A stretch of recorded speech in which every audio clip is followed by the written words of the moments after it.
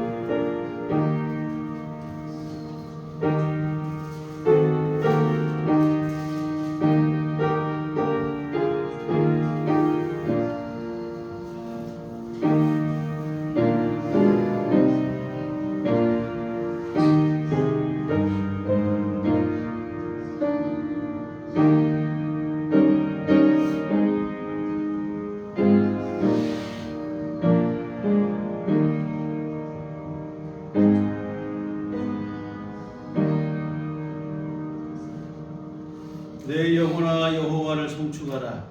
내 속에 있는 것들아 다 그의 거룩한 이름을 송축하라. 내 영혼아 여호와를 송축하며 그의 모든 은택을 잊지 말지어다. 그가 내 모든 죄악을 사하시며 내 모든 병을 고치시며 내 생명을 화면에서 속량하시고 인자와 긍휼로 관을 씌우시며 좋은 것으로 내 소원을 만족하게 하사 내 청초를 독주리같이 새롭게 하시는도다. 아멘. 다같이 자리에서 일어나셔서 찬송가 35장 찬송하시겠습니다.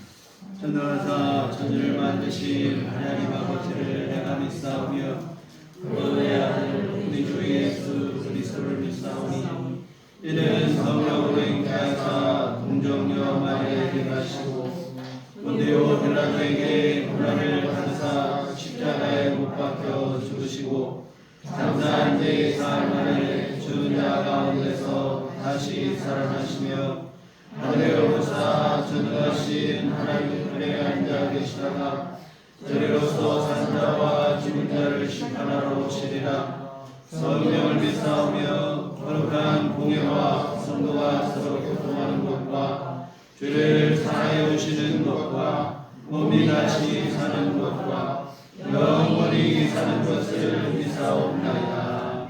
아멘. 성시교독은 교도문 117번 구주광님 셋째 주 말씀을 교독하시도록 하겠습니다.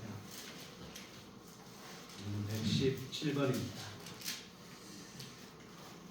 광야와 메마른 땅이 기뻐하며 사막이 백합화 같이 피워 즐거워하며 무성하게 피어 기쁜 노래로 즐거워하며 대라문의 영광과 갈멜과 사론의 아름다움을 얻을 것이라. 그것들이 여호와의 영광 곧 우리 하나님의 아름다움을 보리로다.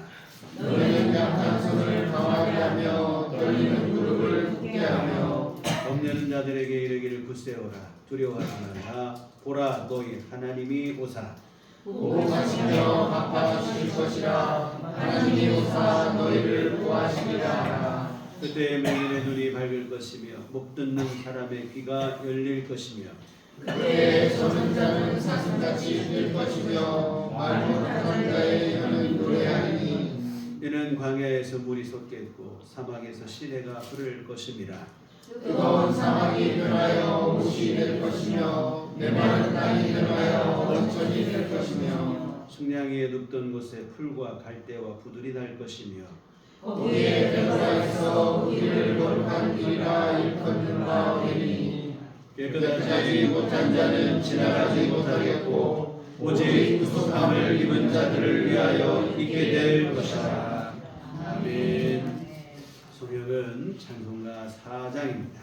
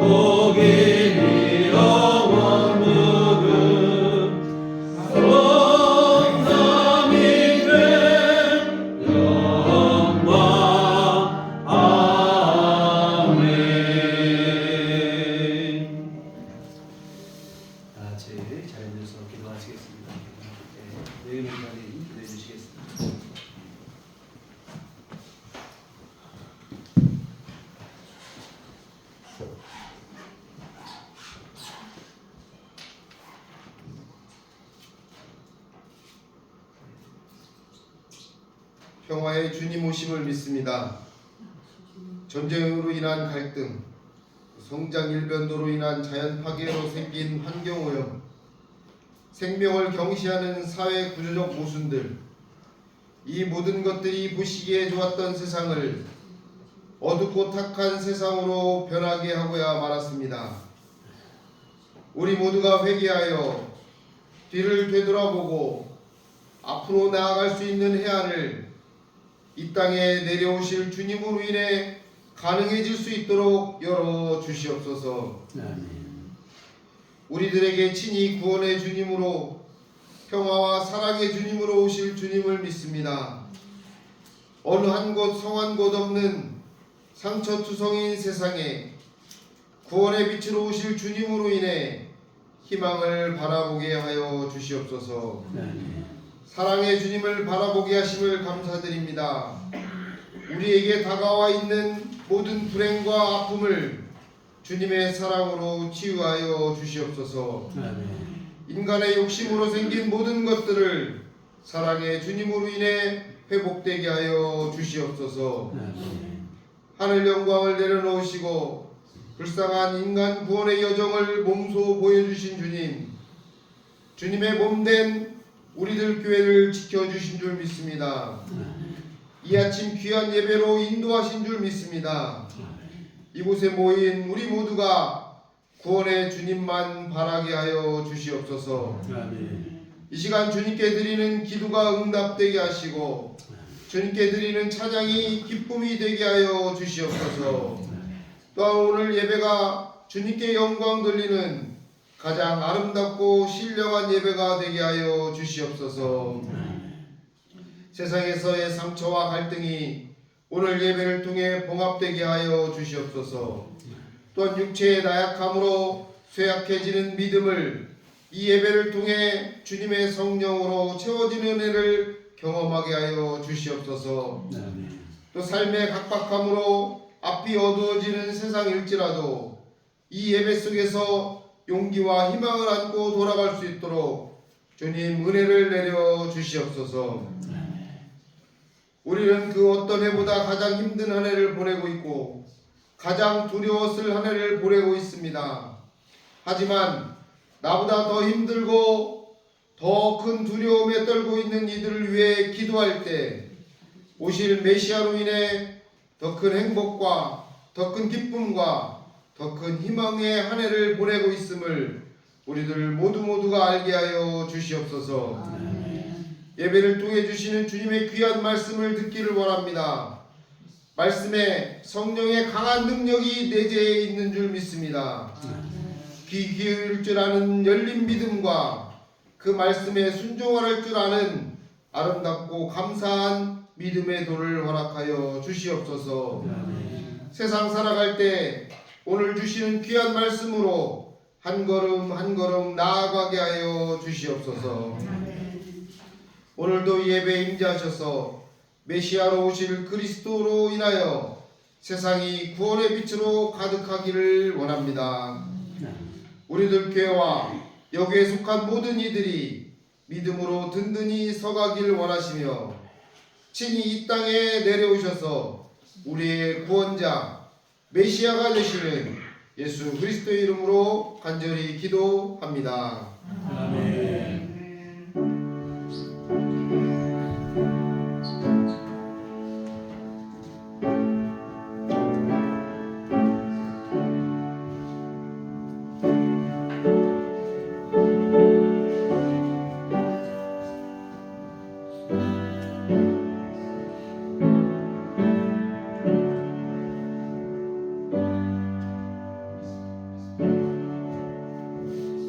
주님 가르쳐주신 기도하시겠습니다.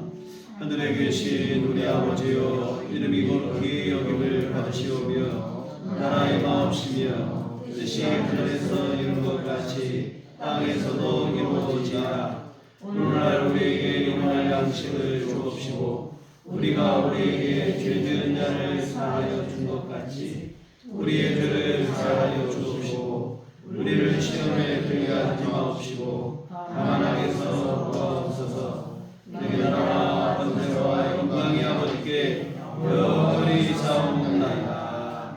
아멘. 이 시간 누기신 하나님 말씀 구약성경 사무엘상 25장 23절에서 31절까지 보시도록 하겠습니다.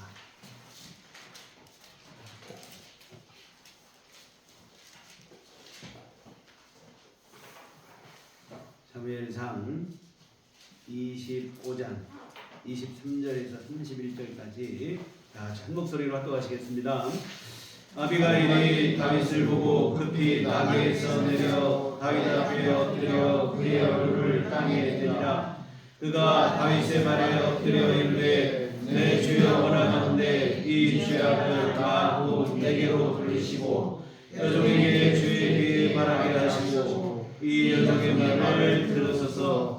어느 한날이 내 주는 이 불량한 사람 나발을 괴이치 마옵소서. 그의 이름이 그에게 적당하니 그의 이름이 나발이라. 그는 미련한 자니이다. 여종은 내 주께서 보내신 소년들을 보지 못하였나이다.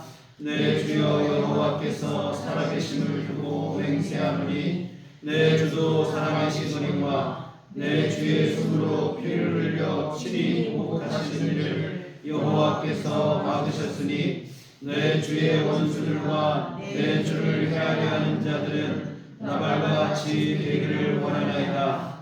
여종이 내 주께 가져온 이 예물을 내 주를 따르는 이 소년들에게 주게 하시고 주의 종의 허물을 용서하여 주옵소서.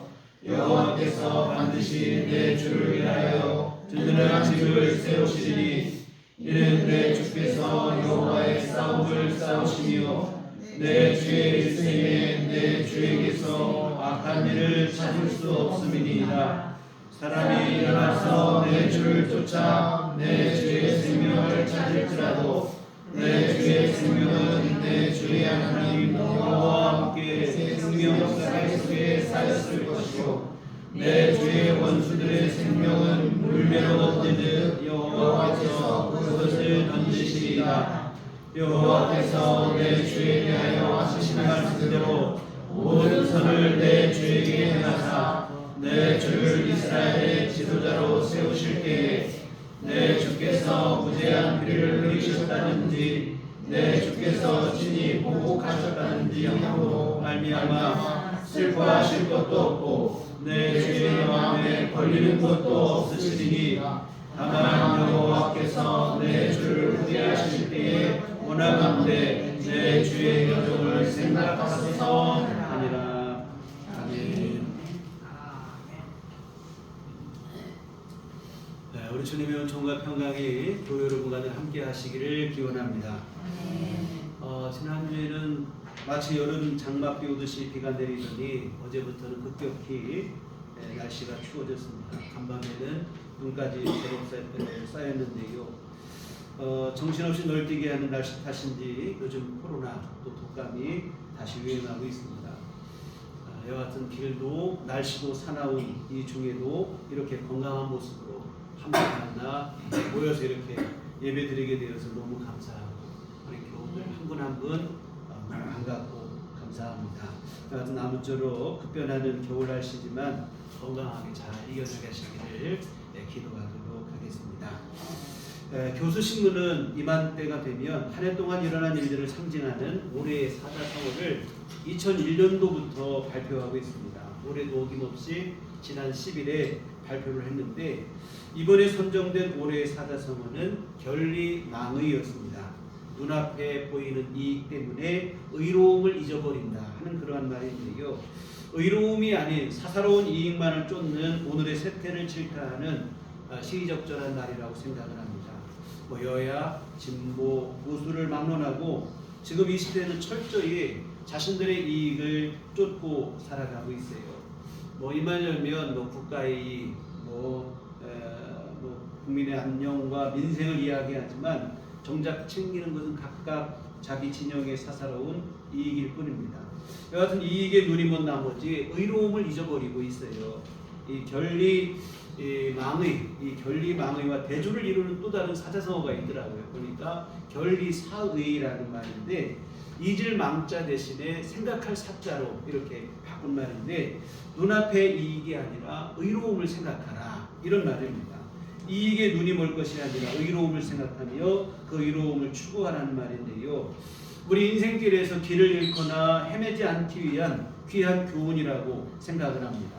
의로움을 잊어버린 채 사사로운 이익만 쫓아 살아가다 보면 길을 잃게 되고 필연적으로는 잘못된 길로 빠져들게 돼 있어요.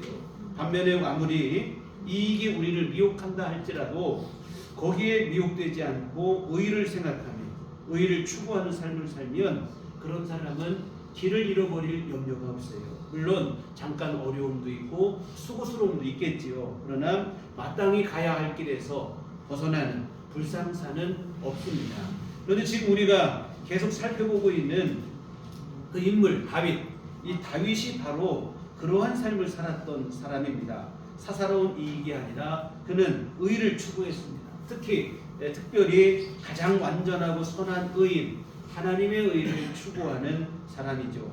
대표적인 것이 지난 몇 주 전에 살펴보셨던 내용인데 사울왕을 죽이고 모든 어려움을 한순간에 벗어버릴 수 있는 절호의 기회가 주어졌지만 다윗은 그런 것에 한눈 팔지 않습니다. 부하들은 사울을 죽이자고 부추기지만 다윗은 사사로운 개인의 이익에 치우치지 않아요. 하나님이 기름 부어 세우신 임금을 자신의 손으로 해할 수 없다. 만일 사울이 왕의 자리에서 내려와야 한다면 세우신 분이 하나님이시니 내려오게 하실 때도 하나님께서 내려오게 하실 것이라 하며 철저히 하나님의 뜻을 구하는 것입니다. 이 결리 망의가 아닌 결리 사의의 그러한 길에 걷고 있습니다. 사사로운 이익이 눈앞에서 미혹하지만 그것을 흔들리지 않고 하나님의 뜻을 철저히 따르는데요. 그런데 여러분, 이처럼 신실한 다윗도 넘어질 뻔한 순간이 있었습니다. 바로 오늘 본문인데 큰 시련과 위기 속에서도 철저히 하나님의 뜻으로만 순종하며 살던 다윗인데 사사로운 감정에 휩쓸려서 일을 그르칠 뻔한 거예요.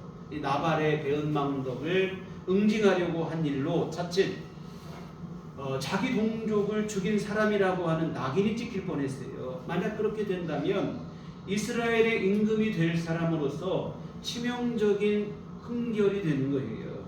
우리나라도 뭐 과거에 그런 지도자들이 있었죠. 독재자들의 경우 많은 피를 흘리고 그 피에 자신의 권좌를 올려놓았는데 그들은 힘으로 권력을 얻었지만 민심을 얻는 일에는 실패를 했습니다. 죽음의 위기에서 구해주지는 못할 망정 자기 이익을 위해서 국민의 목숨을 파리 목숨 취급을 했으니 누가 그런 자들을 지도자로 인정을 하겠습니까? 다윗도 자칫하면 그런 취급을 받는 인물이 될 뻔했던 거예요. 다행히 하나님께서 지혜로운 여성 이 아비가일을 통해서 불상사를 막아주셨는데 오늘은 그 내용을 함께 한번 살펴보시도록 하겠습니다. 이 다윗이 바란 광야에 거했을 때의 일인데 마온 땅에 나발이라는 사람이 있었는데 그는 큰 부자였습니다. 양이 3,000이고 염소가 1,000마리가 되는 부자였는데 털을 깎을 때가 됐어요. 양털 깎는 날은 농경사회인 우리로 하면 가을 추수와 같은 그런 격이 되어지는데 1년 중 가장 풍요로운 날 아니겠어요? 그날에는 잔치를 베풀고 손님을 잘 대접하는 것이 관례였습니다. 이와 같은 나발이 양털을 깎는다는 소식이 다윗에게 전해지자 다윗은 평소 나발의 그러한 목자들 또한 양들을 보호해주는 일도 있고 하기에 나발에게 사람을 보내서 양식을 좀 도와줄 것을 부탁을 합니다. 사실 나발은 그동안 음으로 양으로 다윗 군대에게 많은 도움을 받았어요. 나발의 종들이 양을 칠 때에 다윗의 군사들이 안전한 담이 되어주고 그들을 보호해줬던 것이죠. 이에 다윗은 그간 돌봐준 공을 잊고 하니까 양털 깎는 날이니 좀 은혜를 베풀 것을 정중하게 요청을 합니다. 뭐 외상값 받으러 간 것처럼 무례하게 한 게 아니에요. 최대한 예의를 갖추고 자신을 낮추며 정중하게 좀 도와줄 것을 요청을 했습니다. 그런데 나발은 이런 다윗의 요청을 이론지하에 거절합니다. 10절에 보시면 나발이 다윗의 사환들에게 대답하여 이르되 다윗은 누구며 이새의 아들은 누구냐? 요즘에 각기 주인에게서 억지로 떠나는 종이 많도다. 다윗은 누구고 이새의 아들은 누구냐? 요즘 보니 주인을 떠나 도망치는 종들이 많던데 내가 어찌 그런 자를 도와주겠느냐? 사울왕의 시기심을 받아서 도망다니는 다윗을 조롱하고 멸시하는 말인데 여하튼 이런 사람에게 내가 어떻게 내 양식을 나눠줄 수 있겠느냐? 거절을 합니다. 근데 배은망덕이죠. 그간 돌봐준 은혜를 오히려 악으로 갚는 거예요. 사실 이 나발이 그 은혜를 알고 있다면 설령 다윗이 요청하지 않았다 할지라도 자기가 먼저 나서서 알아서 그간의 은혜를 고맙게 생각을 하고 보답을 하는 게 맞지요. 그런데 은혜를 보답하기는커녕 오히려 조롱과 멸시의 말을 하고 있어요. 여하튼 다윗의 명을 받고 나발을 찾아갔던 사람들이 이 거절의 의사를 듣고 다윗에게 돌아와서 그 모든 일들을 보고를 합니다. 이 보고를 듣는 순간 다윗이 화가 치밀어 오르는 거예요. 즉시로 부하들에게 무장할 것을 명령합니다. 13절에 보면 다윗이 각기 사람들에게 이르되 너희는 각기 칼을 차라 하니 각기 칼을 차매 다윗도 자기 칼을 차고 400명가량은 데리고 올라가고 200명은 소유물 곁에 있게 하리라. 200명의 군사들은 본진을 지키게 하고 나머지 400명을 무장시켜서 나발의 집으로 향하는 것입니다. 배은망덕한 나발에게 보복을 하기 위함인데 뭐 이런 반응을 보이고 이처럼 뭐 분노가 일어나고 화를 내고 하는 것이 우리가 충분히 심정적으로 이해가 돼요. 그런데 여러분, 이런 모습은 평소 우리가 알고 있던 다윗의 모습은 아닙니다. 평소 다윗은 앞에서 말씀드린 것처럼 철저히 하나님의 뜻을 구하는 사람이었어요. 절대로 감정적으로 섣불리 행동하는 그런 사람이 아닙니다. 하나님의 뜻을 묻고 하나님의 뜻을 알고 그 뜻에 따라 행동하던 사람입니다. 근데 지금은 너무 화가 난 나머지 감정이 절제가 안 되는 거예요. 소위 말해 지금 다윗은 자기 성질대로 일을 처리하고 있는 거예요. 참 여기서 우리가 한번 생각해 볼 게 있어요. 사람이 실족하고 넘어지는 것이 항상 크고 어려운 문제 때문만이 아니라는 것입니다. 오히려 작은 일에 넘어지는 경우가 허다해요.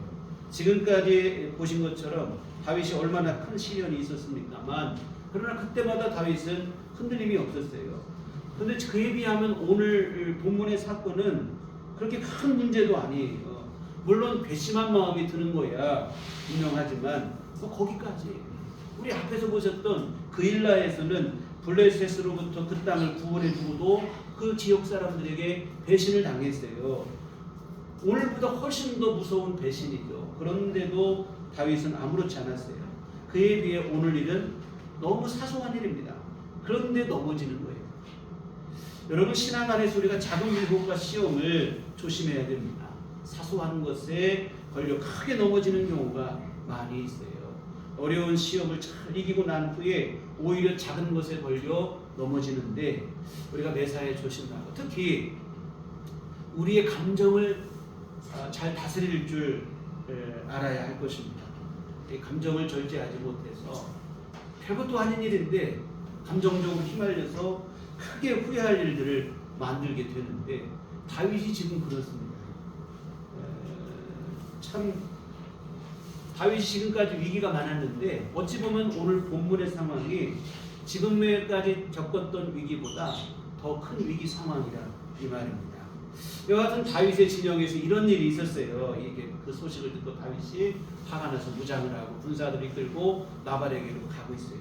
그때 나발의 집에서는 어떤 일이 있었냐면 나발의 하인 중 하나가 나발의 부인 아비가일에게 나발이 다윗의 요청을 거절하고 조롱과 멸시를 행한 일을 보고를 하면서 그 일의 부당함을 호소합니다. 다윗의 군대가 지금까지 우리가 양을 칠 때 얼마나 우리를 도와주고 손을 베풀고 우리의 담이 되고 안전한 그러한 보호자가 됐는데 근데 주인이 이런 다윗을 모욕하고 조롱했으니 이거 배은망덕이라는 겁니다. 그리고 더 문제는 이 모욕과 수치를 당한 다윗이 주인을 해하기로 작정을 하고 지금 마음 먹고 우리를 향하고 오고 있으니 어떻게 해야 될지 잘 생각하라. 오늘 본문 전에 17절에 보시면 그런즉 이제 당신은 어떻게 할지를 알아 생각하실 테니 이는 다윗이 우리 주인과 주인의 온 집을 해하기로 결정하였음이니이다. 주인은 불량한 사람이라 더불어 말할 수 없나이다 합니다. 모욕과 수치를 당한 다윗이 지금 주인을 해하기로 작정했으니 어떻게 해야 될지 지혜롭게 생각하고 판단하라 충고를 하는 거예요. 이와 같은 종으로부터 그간의 일들을 다 알게 된 아비가일은 사태의 심각성을 인식하고는 지체하지 않고 급하게 양식을 준비해서 다윗을 맞으러 나가요. 18절에 보면 아비가일이 급히 떡 200덩이와 포도주 2가죽부대와 잡아서 요리한 양 5마리와 볶은 곡식 5새와 건포도 100송이와 무화과 뭉치 200개를 가져다가 나귀들에게 싣고 이렇게 되어 있어요. 사실 이 정도의 양식은 적은 건 아니지만 600명이나 되는 다윗 부대의 규모를 생각할 때 턱없이 부족한 양이에요. 그러나 지금은 그 양을 맞추는 게 중요한 게 아니고 시간이 너무 촉박합니다. 많은 양의 음식을 준비하려다가 미처 음식을 준비하기 전에 다윗의 군대가 당도하기라도 하는 날에는 자칫 오해를 풀 수 있는 기회조차 얻지 못하고 끝나버릴 수도 있다 이 말이에요. 그래서 같은 아비가일은 급한 대로 할 수 있는 최선을 다해서 성심껏 양식을 준비해서 다윗을 만나러 나간 거예요. 산 호젓한 곳에 이르렀을 때에 마주고 있는 다윗의 군대를 만나게 되는데, 다윗을 발견한 아비가일은 얼른 나귀에서 내려 다윗의 발 앞에 엎드립니다. 그리고는 지난날 자기 남편 나발이 했던 그 모든 잘못을 용서해 줄 것을 비는 거예요. 25절에 보시면 원하옵나니 내 주는 이 불량한 사람 나발을 개의치 마옵소서. 그의 이름이 그에게 적당하니 그의 이름이 나발이라. 그는 미련한 자니이다. 여종은 내 주께서 보내신 소년들을 보지 못하였나이다. 나발이 했던 모든 말과 행동을 개의치 말아달라고 하는데, 그의 이름이 그에게 적당하다고 했는데 나발은 어리석다 미련하다. 처음부터 이름을 어리석다 미련하다 이렇게 썼는지 모르겠는데 그런 뜻이에요. 여하튼 나발이 그 이름 그대로 미련한 일을 했다는 겁니다. 미련한 사람이 그 이름대로 미련한 일을 했으니 너무 마음에 담아두지 마시라 당부를 합니다. 그러면서 나는 그간의 일들을 알지 못했다. 내가 알았더라면 이런 일은 없었을 것이라. 여하튼 이제라도 뒤늦게 알아. 내가 이렇게 예물을 준비해 왔으니 이것을 받으시고 노여움을 풀어주시라. 이렇게 당부를 합니다. 그리고는 아비가일이 아주 지혜로운 말을 이어가는 거예요. 참 이 여성이 지혜로운 여성입니다. 29절에 보면 사람이 일어나서 내 주를 쫓아 내 주의 생명을 찾을지라도 내 주의 생명은 내 주의 하나님 여호와와 함께 생명싸개 속에 쌓였을 것이요 내 주의 원수들의 생명은 물매로 던지듯 여호와께서 그것을 던지시리이다. 여호와께서 내 주에 대하여 하신 말씀대로 모든 선을 내 주에게 행하사 내 주를 이스라엘의 지도자로 세우실 때에. 여러분, 이게 그냥 좋으라고 아부하는 말로 한 말이 아니에요. 듣기 좋으라고 한 말이 아닙니다. 이 아비가일의 말 속에는 믿음으로 바탕으로 한 이 모든 말들이 있는 거예요.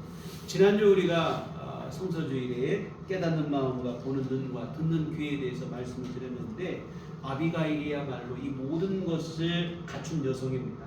그간에 일어난 여러 일들, 다윗과 일련한 여러 사건들을 보면서 다윗이야말로 하나님께서 택하신 사람이고 하나님께서 함께 하신 사람이고 이스라엘의 임금이 될 만한 사람이라는 사실을 깨달은 것입니다. 당장 눈으로 보기에는 사울이 자신의 마땅한 권력을 가지고 다윗을 압박하는 것처럼 보이지만, 아무리 사울이 임금의 권력을 가지고 다윗을 압박한다 할지라도 절대로 다윗을 무너뜨릴 수 없다는 사실을 아는 것입니다. 하나님께서 생명싸개로 싸서 다윗을 보호하시고 계시기 때문이라는 거예요. 이거 생명싸개라는 말은 우리가 흔히 쓰는 말은 아닌데, 보자기 내지는 주머니를 의미하는데, 우리가 귀한 값진 물건을 보면 이런 주머니, 보자기 이렇게 싸서 보관을 하는 것을 비유한 표현인데, 하나님께서 다윗의 생명을 아주 귀하게 보호하고 계시니 감히 이런 다윗을 누가 무너뜨릴 수 있겠느냐 하는 거예요. 그러면서 하나님께서 이처럼 다윗을 특별하게 보호하시는 이유를 말하는데, 다윗은 하나님을 위한 싸움을 한 사람이기 때문이라 이렇게 얘기합니다. 정말로 다윗은 하나님의 명예를 위해서 골리앗과 맞서 싸운 사람이죠. 어린 소년의 나이에도 불구하고 블레셋 최고의 장수 골리앗과 맞서 싸웠습니다. 이처럼 자기 생명을 걸고 하나님을 위한 싸움을 싸웠으니 하나님께서 이런 자를 특별하게 보호하지 않으시겠느냐. 그러므로 사울이 아무리 막강한 권력으로 위협을 한다 할지라도 절대 이런 다윗을 무너뜨릴 수 없다는 겁니다. 그러면서 하는 말이 뭐냐면, 다윗을 위협하는 무리들은 하나님께서 물매로 던지듯이 그들을 던지실 것이라 얘기합니다. 이 다윗이 골리앗과 싸울 때 물매를 던져서 골리앗을 무너뜨린 것이 자연스럽게 연상되는 표현인데요. 물맷돌을 던지듯이 하나님께서 다윗을 위협하는 무리들을 던져버릴 것이라 했는데, 정말로 다윗을 시기하고 죽이려 하던 사울은 비참하게 최후를 맞이하고 있습니다.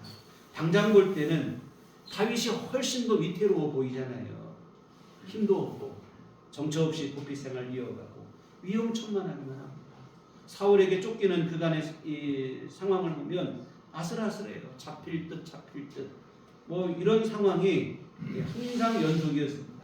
그리고 오늘 본문을 토대로 봤을 때 다윗의 군대가 이 경제적으로 어렵다는 것을 우리가 짐작할 수 있어요. 나발에게 양식을 요청한 것을 보면 이 먹고 사는 양식 문제 해결도 그렇게 수월치 못했다는 이 궁핍한 상황이었음을 알 수 있습니다. 이 모든 것을 종합해 봤을 때 다윗이 사울에 의해서 무너지는 것은 시간 문제처럼 보입니다. 반면에 사울은 기세등등하기만 해요. 무시무시한 권력으로 다윗을 자기의 마음대로 주무르는 것 같아요. 그런데 결과는 정반대로 대역전이 일어났습니다.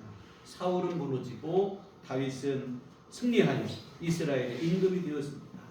누가 이와 같은 결말을 상상이나 하였겠습니까? 뭐 이렇게 될 줄 알았더라면 나발이 다윗의 요청을 거절하지도 않았겠지요. 모욕하고 조롱하는 말은 뭐 더더욱 안 했을 것이에요. 그리고 지금까지 보셨던 것처럼 다윗이 숨는 곳마다 사람들이 발견할 때마다 사울에게 고해바치는 일을 했어요. 왜 그렇겠습니까? 다윗은 곧 무너질 사람이라고 생각했기 때문에 그래요. 다윗이 모든 위기를 극복하고 이스라엘의 임금이 되는 것을 절대로 상상도 못했던 거예요.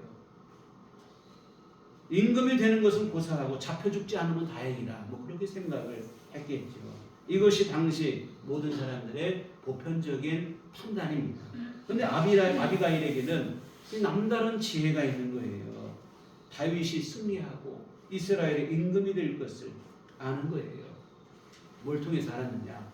하나님께서 다윗과 함께 하시고 그를 지키시고 보호하고 계심을 보고 하는 거예요. 다시 말씀드리지만 다윗이 걸어온 매 순간이 어려움 자체였습니다. 근데 신기하게도 한 번도 무너진 적이 없어요. 아비가일이 이것을 보고는 깨달은 거예요. 아무리 지금 사울의 기세등등해도 다윗을 넘어뜨리지 못한다. 하나님이 붙잡고 있는 다윗을 무너뜨리지 못하고 결국에는 하나님께서 택하신 대로 다윗이 이스라엘의 임금이 될 것이라 뭐 이것을 깨달은 겁니다. 여하튼 아비가일의 말은 또 계속해서 이어지는데 30절 한번 보시겠습니다. 여호와께서 내 주에 대하여 하신 말씀대로 모든 선을 내 주에게 행하사 내 주를 이스라엘의 지도자로 세우실 때에 내 주께서 무죄한 피를 흘리셨다든지 내 주께서 친히 보복하셨다든지 함으로 말미암아 슬퍼하실 것도 없고 내 주의 마음에 걸리는 것도 없으시리니 다만 여호와께서 내 주를 후대하실 때에 원하건대 내 주의 여종을 생각하소서 하니라. 훗날 다윗은 하나님의 도우심으로 이스라엘의 임금이 될 것이 분명한데 그때에 무죄한 자의 피를 흘렸다든지 아니면 감정적으로 보복한 일로 인해서 후회하거나 슬퍼하실 일이 없기를 바란다는 말입니다.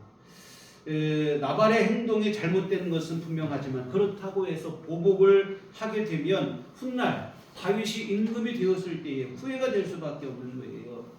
백성을 죽인 일은 이유를 막론하고 임금으로서 지도자로서 치명적인 결격 사유가 되는 것입니다. 그러니 제발 그러한 후회할 일을 만들지 말기를 아비가일이 당부를 하는 거예요. 사실 아비가일의 이런 지혜로운 충고가 아니었다면 다윗은 큰 실수를 감정적으로 섣불리 행동하다가 실수를 범할 뻔한 상황이에요. 당장 화를 참지 못해 평생 후회가 될 일을 저지를 뻔한 것입니다. 여러분 무력으로 나발을 응징했을 경우 잠시 속은 시원하고 화는 풀릴 수 있겠지만 결국에는 후회할 수밖에 없는 겁니다. 여러분 임금에게는 다시 말씀드리지만 백성들의 안녕을 책임져야 할 임무가 있습니다. 그런데 안녕을 책임지기는커녕 오히려 백성들의 안녕을 해치며 목숨까지 앗아간다면 이건 지도자로서 치명적 결함이죠. 힘으로 어떻게 권자를 차지할 수는 있을지 모르겠지만 백성들의 마음까지 민심까지 얻기는 불가능합니다. 쉽게 말해 독재자는 될 수 있을지 모르겠지만 모든 백성들에게 존경을 받는 성군이 되기는 불가능하다 이 말입니다. 아비가일이 지금 그 얘기를 하는 거예요. 하나님이 역사하심을 볼 때에 당신은 훗날 이스라엘의 임금이 될 것이 분명한데 그날에 후회가 될 일을 만드시면 되겠습니까? 진심을 담아서 충원을 하는 것입니다. 지금 아무리 화가 나더라도 섣불리 행동하지 마시기를 고언하는 거예요. 한낱 어리석은 자에 불과한 나발 때문에 임금이 되실 분이 자기 앞길을 스스로 망쳐서야 되겠습니까? 왜 나발과 똑같은 사람이 되어서는 안 된다, 그런 얘기를 하는 거예요. 참 아비가일이 지혜로운 여성입니다. 하나님의 뜻을 깨닫는 마음이 있고 지혜롭게 행동할 줄도 알고 말할 줄도 아는 여성이에요. 이 아비가일의 지혜 때문에 분노로 고조된 다윗의 마음이 각성이 되는 거예요. 돌이키게 됩니다. 여러분, 다윗이 아비가일의 말을 듣고 각성하는 거예요. 분노의 감정에 사로잡혀 있다가 비로소 정신을 차리게 되는 겁니다. 오늘 본문 우리 보셨던 말씀 뒤에 있는 이어지는 32절 보겠습니다. 다윗이 아비가일에게 이르되 오늘 너를 보내어 나를 용접하게 하신 이스라엘 하나님 여호와를 찬송할지로다. 또 내 지혜를 칭찬할지며 또 내게 복이 있을지로다. 오늘 내가 피를 흘릴 것과 친히 복수하는 것을 네가 막았느니라. 아비가일이 찾아온 것을 하나님께서 보내신 일이라, 이렇게 말하면서 하나님께 찬송을 돌리고 또한 지혜로운 말을 해서 자신으로 하여금 피를 흘리는 일을 막은 아비가일의 지혜를 칭찬하고 그에게 복을 빌어주는 거예요. 여하튼 나발을 응징하려던, 배은망덕을 응징하려던 자신의 결정이 잘못되었음을 인정하고 있는 거예요. 아비가일의 말을 듣고 그래서 보복하러 가던 발걸음을 되돌리는 것입니다. 오늘 본문을 보면서 아비가일의 지혜도 칭찬할 만하지만 그 지혜로운 충고에 귀를 기울이고 들을 귀를 가진 다윗도 참 우리가 본받을 만합니다. 자칫 고조된 감정에 귀가 막혀서 어떤 말도 듣지 못할 수도 있거든요. 성질대로 일을 처리할 수도 있는 거예요. 대부분의 경우 그렇게 합니다. 화가 치밀어 오는 순간 이성적인 판단이 정지를 하는 거예요. 누구의 말도 들리지 않습니다. 다윗은 아비가일의 말을 귀담아 듣고 있어요. 오늘 다윗에게도 깨닫는 마음과 보는 눈과 듣는 귀가 있었던 것입니다. 이 다윗이 고조된 분노와 그에 따른 섣부른 판단으로 나발에게 보복하려고 했던 것은 아쉽지만 그의 경솔한 행동을 지적한 아비가일의 지혜로운 충고를 새겨듣고 돌이킨 것은 잘한 일이에요. 보복을 했다면 자기 손으로 자기 백성을 죽인 자라는 오명을 쓰게 될 것이고, 그런 임금은 백성들의 지지를 받을 수가 없죠. 하나님께도 또 자신을 택해 주시고 왕으로 세우신 하나님 앞에도 불충이 되어지는 것입니다. 사랑하는 성도 여러분, 들을 귀가 참으로 중요합니다. 다윗의 큰 장점이 저는 여기 있다고 생각을 해요. 다윗이라고 왜 완벽한 게 아닙니다. 실수가 있어요. 그런데 그는 실수할 때마다 들을 귀가 열려 있어서 돌이키고 바로잡고 했던 것을 볼 수 있어요. 훗날 다윗이 아들 압살롬의 반역 때문에 궁궐을 비우고 피난길에 올랐을 때에 시므이라고 하는 사람이 다윗과 일행들에게 돌을 치고 던지면서 저주와 온갖 악담을 퍼부는 일이 있었어요. 그 저주와 악담이 얼마나 심각했던지 곁에서 듣고 있던 아비새 장군이 너무 화가 나는 거예요. 다윗에게 말하기를 지금이라도 당장 명령만 내려주시면 내가 저자의 목을 베겠다고 명령만 내려주시라고 할 정도입니다. 근데 순간 다윗은 뭐라고 하냐면 이런 말을 합니다. 사무엘하 16장 10절에 왕이 이르되 수루야의 아들들아 내가 너희와 무슨 상관이 있느냐. 그가 저주하는 것은 여호와께서 그에게 다윗을 저주하라 하심이니 내가 어찌 그리하였느냐 할 자가 누구겠느냐. 지금 시므이가 아무 이유 없이 저런 저주를 하겠느냐. 하나님께서 시므이의 입을 통해서 지금 내 잘못을 책망하는 것이다. 그러니 그냥 두라. 그의 입을 누가 막겠느냐. 하나님 시킨 말이니. 여하튼 원수의 입에서 나오는 저주와 악담 속에서도 하나님의 음성을 들을 줄 아는 다윗의 지혜로움을 우리가 보게 되는데요. 우리아의 아내 밧세바를 가늠한 일을 책망하는 나단 선지자의 말 앞에서도 다윗은 똑같아요. 들을 귀가 열려 있어요. 밧세바를 범한 후에 다윗은 모든 일을 철저히 감추었습니다. 하나님 앞에 회개하지도 않고 감추었어요. 그런데 하나님께서 나단 선지자를 보내셔서 그 죄를 폭로하십니다. 그러자 그동안 숨기고 감추기에만 급급했던 다윗이 숨기려던 모든 내력을 내려놓고 그 말씀 앞에 굴복하는 거예요. 죄를 지은 것은 안타깝지만 그래도 이 다윗이 들을 귀가 열려 있어요. 하나님의 책망의 소리를 듣고 참 얼마나 다행스러운 일인지 모릅니다. 예수님은 제자 베드로도 마찬가지죠. 주님을 3번 모른다 부인하고 저주하고 했던 일은 참 안타까운 일이지만 닭으름 소리를 듣는 순간 닭이 울기 전에 3번 나를 부인하리라 하신 주님의 말씀을 기억하고 자신의 어리석음을 회개했는데요. 들을 귀가 중요합니다. 닭으름 소리 들으면서도 매일 우는 닭 소리 이 생각하면 소용이 없는 거예요. 주님의 말씀이 생각합니다. 들을 귀가 열리는 거예요. 사랑하는 성도 여러분, 깨닫는 마음과 보는 눈과 듣는 귀가 이렇게 중요합니다. 하나님께서 아무리 말씀하시고 보여주셔도 듣지 못하고 보지 못하고 깨닫지 못하면 하나님께서는 어떻게 하실 수가 없는 거예요. 듣고 보고 깨달아야 됩니다. 그래야 하나님께서 우리를 고쳐주시든지 바른 길 가게 하시든지 하시는 것이지 도무지 깨닫지도 못하고 돌이키지 못하면 방법이 없다 이 말입니다. 오늘 본문의 다윗이 어리석은 판단을 했어요. 감정적으로 섣불리 잘못된 길로 빠져들어가고 있어요. 하나님께서 이런 다윗을 아비가를 통해서 일깨우시는 겁니다. 다행히 다윗에게 그 말을 들을 수 있는 귀가 있고 하나님의 뜻을 깨달을 수 있는 지혜로운 마음이 있었다는 겁니다. 이게 얼마나 귀한 일인지 몰라요. 그런데 여러분 이게 쉬운 일이 아니에요. 지금 보세요. 상황을 보세요. 모든 군사들이 다 보고 있는 상황이에요. 다윗이 방금 전에 우리 무장하자, 가자, 저를 보복하자 하고 군사들이 끌고 가는 중입니다. 모든 군사들이 다 보고 있어요. 게다가 자신에게 충고를 하는 여성은 당시 모든 사람이 천시받던 여성에 불과하다 이 말입니다. 이런 상황에서 그 무리의 지도자인 다윗이 자신의 잘못된 선택 결정을 잘못이라고 시인하는 것은 쉬운 일이 아닙니다. 부하들이 보는 눈이 있잖아요. 체면이 쉬운 일이 아닙니다. 그런데 다윗은 그 말을 듣고 돌이키는 거예요. 거기에 생명길이 있는 줄 믿습니다. 들을 귀가 있어야 돼요. 이게 지혜입니다. 이 지혜가 우리를 바른 길 걷게 하고 생명의 길을 걷게 하는 것입니다. 여러분 어리석은 자는 귀에다 대고 천둥처럼 외쳐도 못 알아들어요.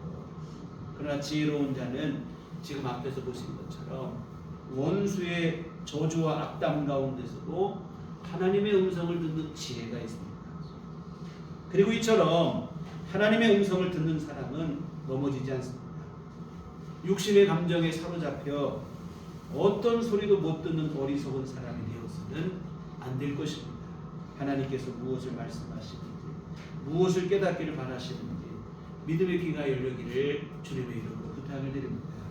주님의 말씀, 성경의 말씀을 통해서도 그렇고 우리 안에 일어난 여러 사건들을 통해서도 그렇고 이 시대의 정황을 통해서도 그렇고 이 모든 것을 보고 들으며 하나님의 뜻을 발견했으면 좋겠습니다. 그리고 그 하나님의 뜻 안에서 마땅히 걸어가야 할 믿음의 길을 끝까지 완주하시는 우리들께 온 교우들 되시기를 주님의 이름으로 축원합니다. 기도하시겠습니다. 하나님 아버지 깨닫는 마음을 주시옵소서. 주님의 귀하신 뜻을 깨달아 알게 하여 주시옵소서. 보는 것으로 족하고 듣는 것으로 족할 것이 아니라 보고 들은 것으로 깨닫는 마음이 되게 하여 주시옵소서. 하나님의 일깨우심을 듣게 하시고 하나님의 뜻을 알게 하여 주시옵시고 주님의 뜻과 주님의 말씀 앞에 우리 자신을 굴복시키게 하여 주시옵시고 철저히 주의 뜻에 순종하여 바른 길 걷게 하시고 생명의 길 걷게 하시고 하나님 기뻐하시는 믿음의 길 걷게 하여 주시옵소서. 예수님 이름으로 기도했습니다. 아멘. 찬송가 384장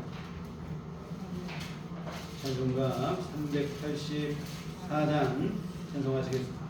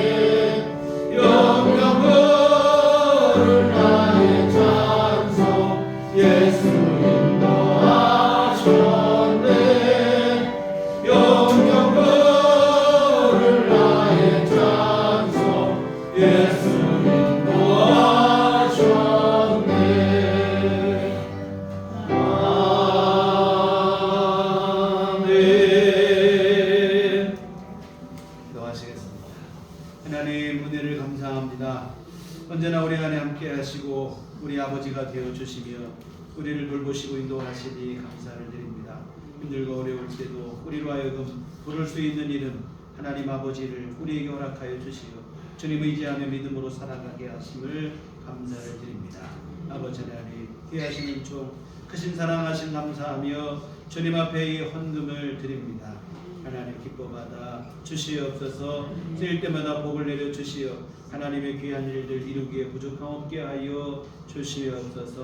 오늘도 헌금을 드리고 몸과 마음과 시간과 정성을 바쳐 주님을 예배한 모든 심령들 또한 주님 기뻐하시며 한량없는 주의 은총을 베풀어 주시옵소서. 아버지 우리 모두의 심령 안에 믿음을 더하여 주시어 아버지 깨닫는 마음을 주시고 주님의 뜻을 알아 그 뜻에 순종하는 삶을 살아가는 믿음의 길 걸을 수 있도록 우리를 붙드시고 함께하여 주시옵소서. 세상은 갈수록 험악한데 우리는 미련하고 어리석을 때가 많이 있습니다. 주여 우리를 긍휼히 여겨 주시옵소서. 믿음을 더하시고 성령께서 우리 삶을 주관하시고 인도하여 주시어 아버지 하나님 험한 세상 이기고 믿음의 길로 승리하는 삶을 살아가는 우리 모두가 되도록 은혜를 베풀어 주시옵소서. 또한 아버지 하나님 날씨가 추워지고 여러가지 또한 전염병이 다시금 유행하고 있는 상황 속에 있습니다. 주께서 우리를 지켜주시되 건강하도록 주여 붙잡아 주시옵소서. 날마다 새 허락하여 주시어 일상의 생활과 활동에 지장받지 않게 하여 주시옵시고 주님 주시는 새 힘으로 원활히 모든 삶을 이어갈 수 있도록 하나님 도와 주시옵소서. 특별히 노년의 교우들 기억하시고 주님께서 더욱더 건강을 지켜주시옵시고 하나님 은총을 베풀어 주시옵소서.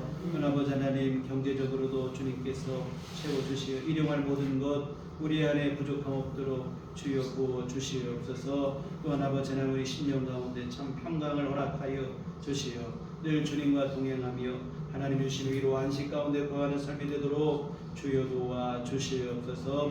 아버지 하나님 올 한 해도 얼마 남지 않은 시간 속에 있습니다. 아버지 하나님 주님의 귀하신 은혜 안에 올 한 해를 돌아보게 하여 주시옵시고 감사로 매듭 지을 수 있도록 도와주시옵소서. 새 희망 가운데 잘 시작할 수 있는 믿음도 우리에게 허락하여 주시옵소서. 아버지 하나님 또 한 주간 우리 살아갈 때도 주 안에 승리케 하여 주시옵소서. 예수님 이름으로 기도했습니다. 아멘. 교회 소식 시간입니다. 우리 서로 인사할 때 주님만 바라봅시다. 연말전산 기부금 영수증 필요하신 분들은 신청해 주시면 알겠습니다. 네, 교회 밖의 집회와 성경공부 참여를 통하고 교회 중심으로 건강한 신앙생활 함께 이어갔으면 좋겠습니다. 그리고 연말에 이제 우리 예배가 성탄절 다음 주에는 주일 예배고 그 다음 월요일이 성탄절 예배고 그리고 항상 지금 4, 5년 전부터 바뀌었는데 송구영신 예배를 따로 모이지 않고 1월 1일 신년 예배로 11시에 모이는 거 기억하셔서 예배가 좀 연속으로 좀 많이 있긴 한데요. 기쁨으로 이렇게 성탄절 또 신년을 함께 맞이하고 했으면 좋겠습니다. 연말연시 기도와 말씀으로 한 해를 잘 시작하시고 그렇게 되시면 고맙겠고요. 그리고 여하튼 지금 계속 감기 때문에 예배 출석에 어려움이 좀 그런 상황이 있습니다. 건강 잘 관리하시고 유념하셔서 건강하게 겨울을 잘 보내셨으면 좋겠습니다. 우리 다 같이 자리에 일어나셔서 서로를 축복하시며 평안을 너에게 줍니다. 네, 일어나시겠습니다.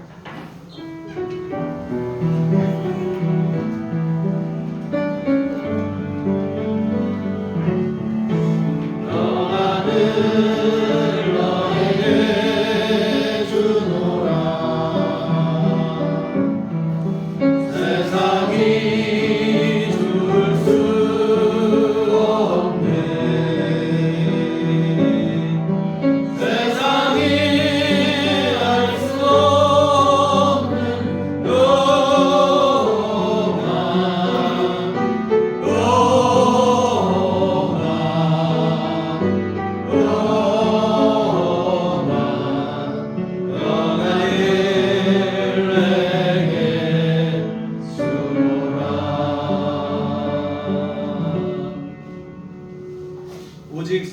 너희에게 임하시면 너희가 권능을 받고 예루살렘과 온 유대와 사마리아와 땅끝까지 이르러 내 증인이 되리라.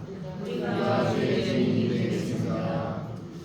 이제는 우리 주 예수 그리스도의 구속의 은혜와 하나님 아버지의 극진하신 사랑하심과 성령님의 이루교통 역사 감화 감동 충만하시니 주의 피로 세우신 우리들 교회의 위와 오직 주님의 귀하신 뜻을 깨달아 그 뜻대로 순종하며 살아가기를 소원하고 다짐하는 주의 모든 자녀들의 심령이 지금부터 영원토록 함께 계시기를 간절히 축원하옵나이다. 아멘. 아멘.